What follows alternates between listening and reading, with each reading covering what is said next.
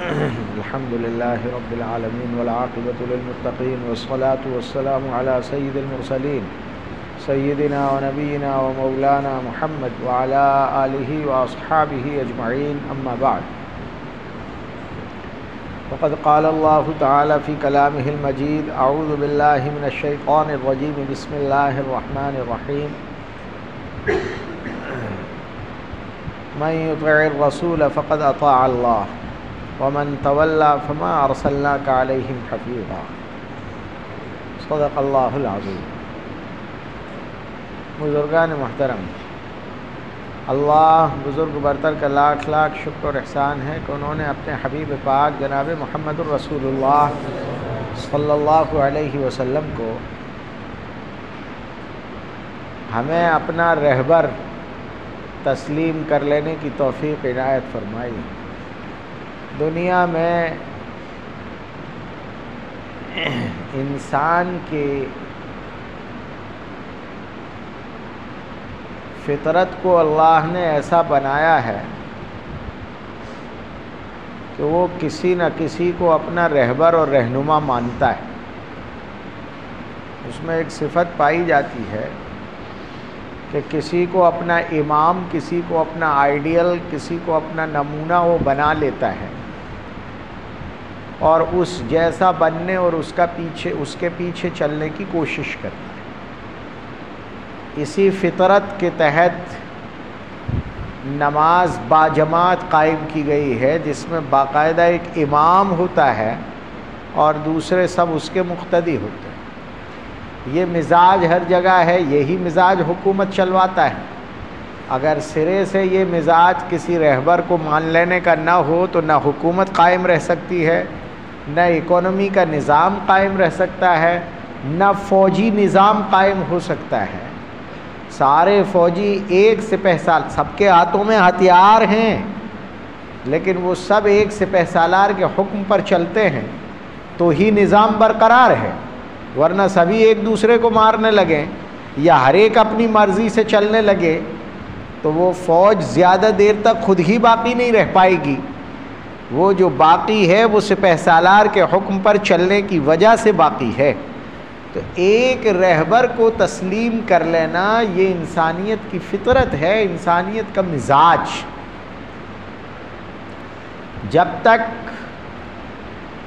لوگ الگ الگ علاقوں میں رہتے تھے اور دنیا سے زیادہ واقف نہیں تھے تو الگ الگ نبی اتارے جاتے تھے، وہ اپنی اپنی قوم کی مزاج کے موافق شریعت لے کر آتے تھے، احکام لے کر آتے تھے، اور اس نبی کے ماتحت اس کی امت چلتی رہتی تھی۔ جب دنیا ایک پیالہ بننے لگی، انسانیت بالغ ہو گئی اور اب دنیا میں انفارمیشن کی ایک نئی بہار آنے والی تھی جس میں انسان دوسرے انسانوں سے جڑ جائیں گے، تو پھر اللہ عز و جل نے ایک امام اتارا سب کے لیے، وہ جناب محمد الرسول اللہ صلی اللہ علیہ وسلم کی ذات بابرکات۔ حضور کو سید الانبیاء بنایا، سب کا امام بنایا، آخری نبی بنایا، سب کا نبی بنایا، اور یہ کہا کہ حضور کے پیچھے چلتے رہو۔ یہ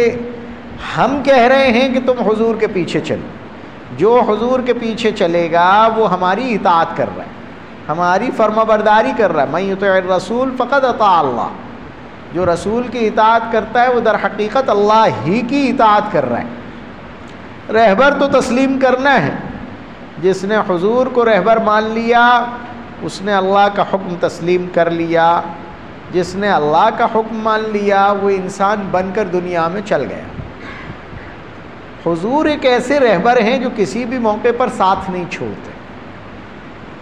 نہ دنیا میں کوئی مرحلہ ایسا آتا ہے کہ حضور کھڑے نظر نہ آ رہے، حضور کی ہدایات موجود نہ ہو۔ نہ قبر میں آتا ہے، نہ مرتے وقت آتا ہے، نہ محشر میں آنے والا ہے، نہ پلسرات پر آنے والا ہے۔ یہاں سے لے کر وہاں تک ہر جگہ حضور اکرم صلی اللہ علیہ وسلم کی ذات بابرکات اپنے ماننے والوں کے ساتھ۔ یہ سب سے بڑی خصوصیت ہے اس ہادی اور رہبر کی، جس کو ہم نے اپنا امام مانا ہے۔ دنیا میں جتنے دوسرے رہبر بنتے ہیں وہ زیادہ دیر چلتے نہیں ہیں، وہ ساتھ چھوڑ کر چلے جاتے ہیں۔ یہ فرق ہے حضور کی رہبری میں اور دنیا میں جتنے رہبر ہیں۔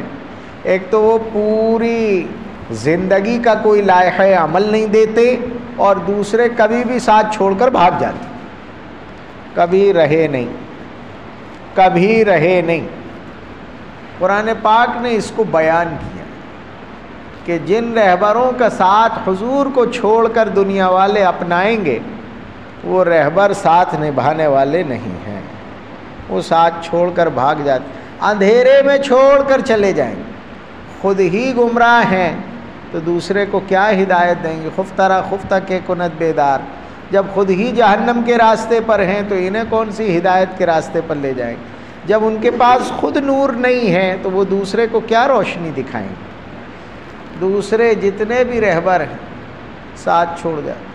اور قرآن پاک اس سے آگے ایک بات اور کہتا ہے، قرآن کہتا ہے آپ کے نبی کی خوبی یہ ہے کہ وہ قیامت کے دن بھی آپ کی شفاعت کریں گے، سفارش کریں گے،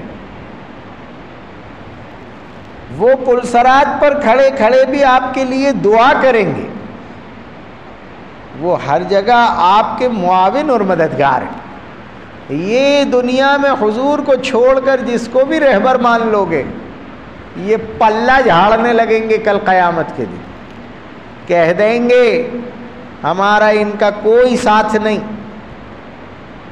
فما کان لکم علینا من فضل، ہمیں تم پر کون سی خصوصیت تھی کہ تم نے ہمیں اپنا امام مان لیا، فذوقوا العذاب، بھگتو اب، ہم ایسی کون سی اسپیشلٹی رکھتے تھے کہ تم ہمیں مانتے تھے؟ ہم نے کب کہا تھا کہ تم ہمیں مانو؟ مانا ہے تو عذاب بھگتو۔ جو نبیوں کو جھٹلایا، اسلام کو ٹھکرایا، اللہ کے پیغام کو رد کیا ہے، آج اس کا نتیجہ پالو، اس کا نتیجہ پالو۔ دنیا میں تو حضور کے پیغامبر، حضور کا پیغام پر عمل کرنے والے اور اس کو لے کر دنیا میں جینے والے لوگ دنیا والوں کو اچھی بات کہتے ہیں، سناتے ہیں، حضور کا پیغام سناتے ہیں، خود رہبر نہیں بنتے، حضور کی رہبری کی طرف بلاتے ہیں۔ اس لیے ہمیں کوئی مشرک نہ کہے کہ ہم یہ کون سا امام بنا لیا ہم نے، یہ حضور کی رہبری کی طرف بلانے والے ہیں، حضور کے نائب بن کر آنے والے ہیں صلی اللہ علیہ وسلم۔ دنیا والے مدعو ہیں، ہم حضور کی رہبری کی دعوت انہیں دیتے ہیں۔ جو اس دنیا میں حضور کی دعوت کو قبول کر لے گا وہ ہمارے ساتھ ساتھ جنت کے راستے پر گامزن، جو نہیں کرے گا کل وہ بھوکے پیاسے ہوں گے، نہ ان کے پاس پانی کا ایک قطرہ ہوگا، نہ کھانے کا ایک دانہ ہوگا، وہ وہاں گڑ گڑائیں گے اور مؤمنین سے کہیں گے وَنَادَوْا أَصْحَابُ النَّارِ أَصْحَابَ الْجَنَّةِ أَنْ أَفِيضُوا عَلَيْنَا مِنَ الْمَاءِ أَوْ مِمَّا رَزَقَكُمُ اللَّهُ قَالُوا إِنَّ اللَّهَ حَرَّمَهُمَا عَلَى الْكَافِرِينَ۔ کل جب حضور کو ماننے والے اور رہبر تسلیم کر لینے والے مؤمنین اپنے نیک اعمال کا صلہ پا رہے ہوں گے، وہ جنت میں ہوں گے، ان کے پاس پانی کی، دودھ کی، شہد کی نہریں ہوں گی، ان کے پاس کھانے کی اعلیٰ چیزیں ہوں گی، جہنمی نیچے پڑے پڑے چلائیں گے کہ ایک آدھ دو قطرے ہمارے اوپر ڈال دو، انڈیل دو، ایک گلاس پانی ٹپکا دو، جو اللہ نے تمہیں کھلایا ہے ذرا سا دے دو، ہم بھی تو تمہارے رشتہ دار ہیں، تعلق دار ہیں، ہم تمہارے ساتھ رہتے تھے، تمہارے پڑوسی تھے۔ قالوا ان اللہ حرمہما علی الکافرین، وہ جنتی صاف کہہ دیں گے کہ یہ جنت کی غذائیں ہیں جو اللہ نے نہ ماننے والوں پر حرام کر دی ہیں۔ جس طرح دنیا میں تمہیں اللہ کے رسول صلی اللہ علیہ وسلم کا پیغام سنایا جاتا تھا اور حضور کی رہبری قبول کرنے کی دعوت دی جاتی تھی، تو اس کو تم نے اپنے اوپر حرام کر لیا تھا.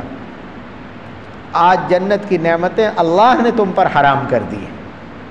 تمہیں جنت کی نعمتیں نہیں دی جائیں گی. یہ ہمارے استعمال کی ہیں اس لیے کہ ہم نے حضور کو قبول کیا تھا, ہم نے حضور کے پیغام کو قبول کیا تھا. اس کے لیے تمہاری کڑوی کسیلی سنی تھی, تمہارے طعنے سنے تھے, تمہاری بری بھلی باتیں سنی تھی.